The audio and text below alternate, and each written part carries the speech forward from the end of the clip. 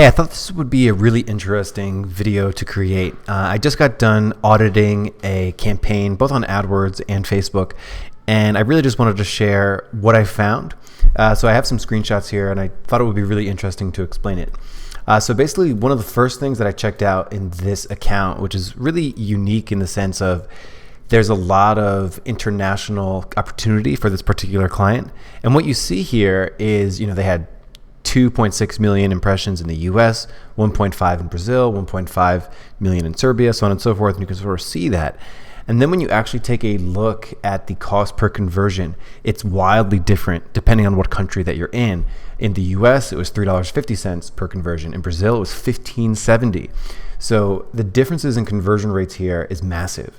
And this particular client had no segmentation, like they weren't segmenting, a US versus Brazil versus Serbia versus Spain.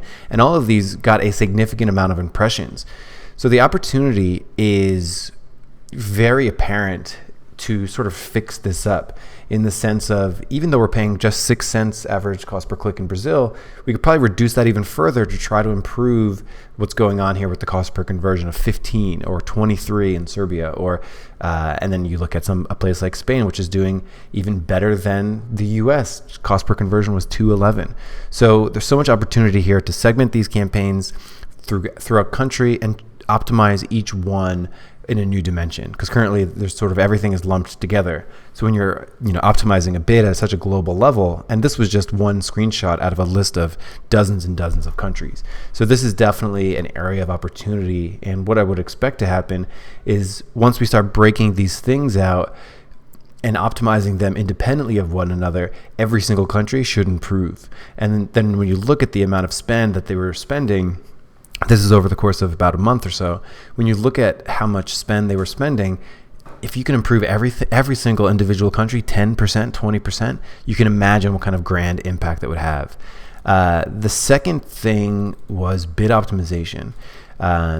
This was pretty interesting. In this screenshot, basically, over the course of a particular month, 12,000 in ad spend, only about 2,000 in bid changes, and particularly some of these had very few bid changes.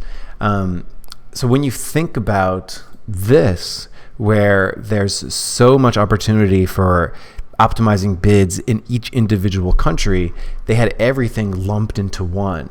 So, they were appearing for more than 36 countries, yet they only had 36 bid changes, which is an average of less than one bid change per country.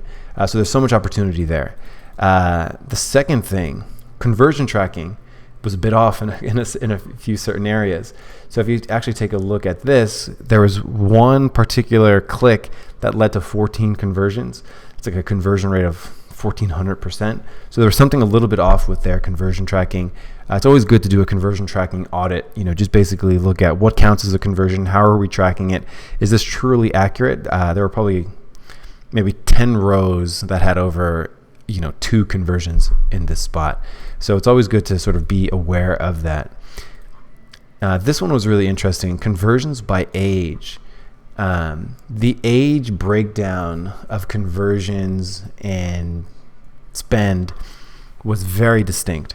So this is from a display ad, and this display ad was doing quite well. It was generating conversions at a fairly good cost per conversion.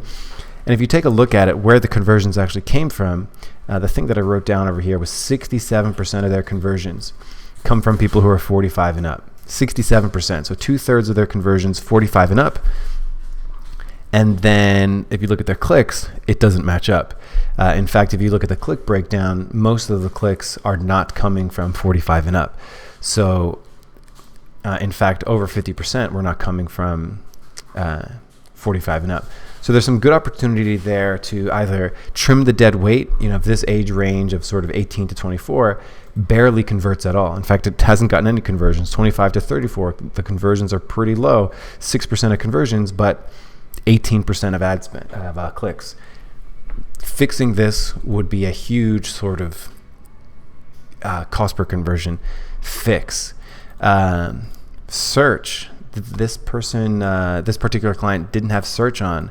and they sort of said, oh, it wasn't really working, so we wanted to turn it off. And if you take a look here, the exact match impression share was only 30%.